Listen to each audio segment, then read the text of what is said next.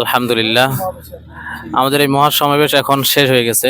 আমাদের এখানে আসার মূলত কারণ হচ্ছে যে বাংলাদেশের মধ্যে কিছু মানুষ রয়েছে, সম্প্রদায়ের মানুষ রয়েছে যারা নিজেদেরকে মুসলমান হিসেবে পরিচয় দেয়, অথচ বাস্তবিকভাবে তারা মুসলমান নয়।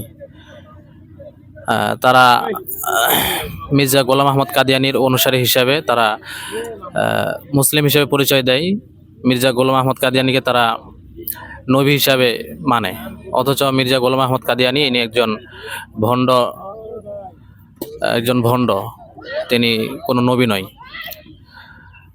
আমাদের এখানে দাবি ছিল যে সংসদের মধ্যে এটা আইন করতে হবে যে নবীর পরে কোনো নবী নাই, সংসদে আইন চাই। এটা একটা